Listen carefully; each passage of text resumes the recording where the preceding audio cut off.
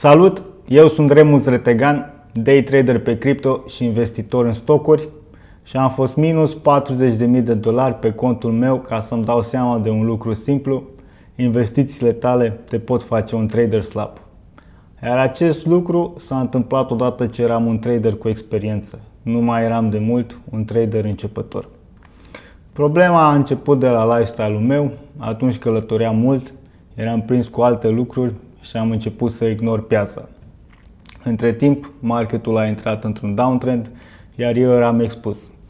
Aveam poziții spot, altcoins, aveam stocuri și aveam 3 poziții cu leverage X3 care mi-au adus o grămadă de stres. Nu era o singură greșeală, era o combinație. Expunere mare, lipsă de atenție și un trend care s-a schimbat când eu eram cu capul la total alte lucruri. Nu o să uit noaptea în care dormeam cu iubita mea, m-am trezit din somn, fără să am o alarmă sau să-mi dau seama, dar era în timpul sesiunii de Asia. Am intrat pe contul meu principal de trading și am văzut un cumul de aproximativ $40.000.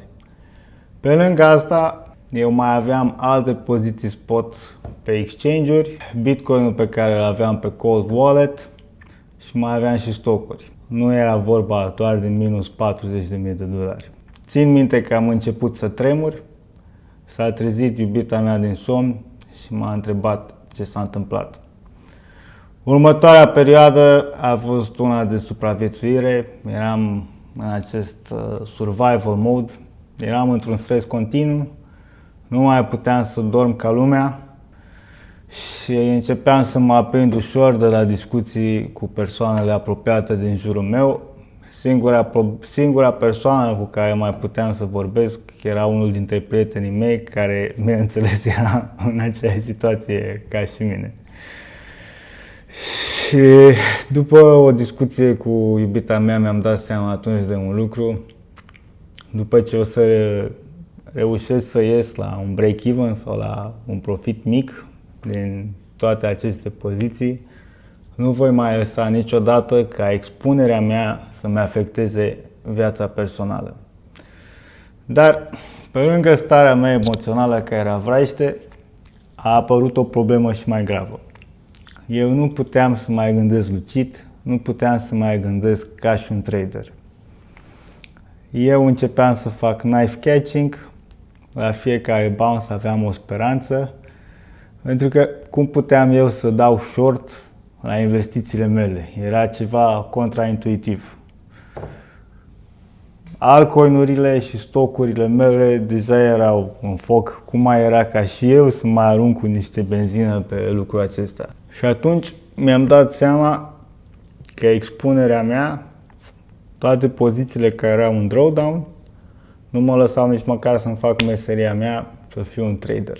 Și atunci mi-am dat seama de un concept pe care eu l-am ignorat total, acela de a face hedge la investițiile tale. Ok, acum am să vă explic ce înseamnă hedge. Pentru cei care nu știu, înseamnă a deschide o altă poziție pentru a reduce riscul unei poziții deja existente. Acum voi prezenta mai multe scenarii de hedge. Voi începe cu portofoliul vostru. Este esențial ca să aveți un portofoliu hedge. Ce înseamnă asta? Ca tipurile de asset pe care le aveți să nu fie direct corelate una cu cealaltă. De exemplu, în situația pe care v-am prezentat-o și eu aveam un portofoliu cu care avea două asset-uri, ambele risk-on și ambele corelate, respectiv piața cripto și stocuri care făceau parte din Nasdaq. Ce înseamnă că erau direct corelate? Când una dintre ele urca și cealaltă urca, dar când cealaltă cădea și cealaltă se prăbușea și începea să fie o situație stresantă pentru mine. Un portofoliu echilibrat înseamnă unul în care, de exemplu, dacă piața de stocuri scade, atunci investițiile voastre în metale prețioase urcă, iar portofoliul vostru rămâne la aproximativ la aceeași valoare în USD. Acum voi explica alt scenariu, un pic mai complicat, care merită un episod în sine. Acesta este hedge prin put, când ești pe profit, dar nu vrei să vinzi. Să spunem că ești pe profit mare, ai un Bitcoin sau mai multe acțiuni. Ești bine pe poziție, dar piața este overbought, urmează CPI, urmează FOMC sau urmează o perioadă cu mai multe date macro care pot crea volatilitate. Tu nu vrei să vinzi, dar nici nu vrei să riști. Ce o să faci? Atunci poți să cumperi un put. De exemplu, dacă ai un Bitcoin la $100.000, poți cumpăra un put cu scadență în perioada în care crezi că poate apărea volatilitatea. De exemplu, înainte de CPI, poți cumpăra un put care expiră în jurul acelui eveniment. Dacă piața cade, putul crește și îți compensează pierderea. Dacă piața nu cade, tu ai plătit ca să ai o asigurare și să dormi liniștit în caz că se întâmplă ceva contrar poziției tale.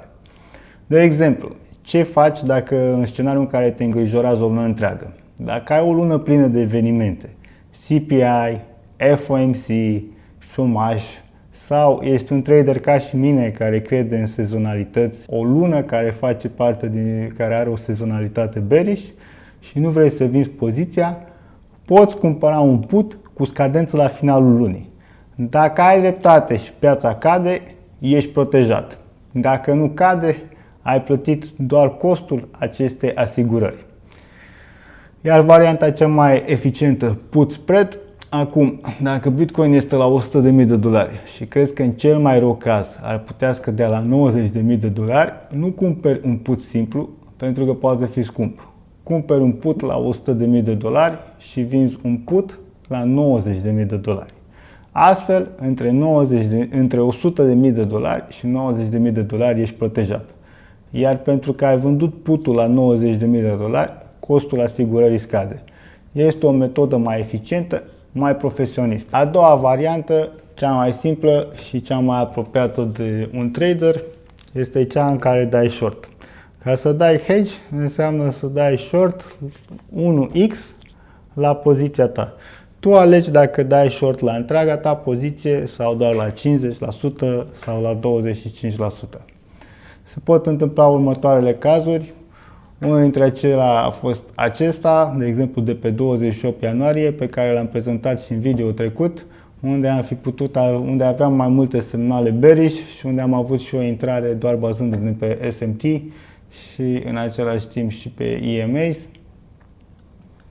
Tu, de exemplu, poți să intri short aici să fie stop loss-ul tău, iar aici, bineînțeles că a fost într-un scenariu favorabil dacă făceai hedge.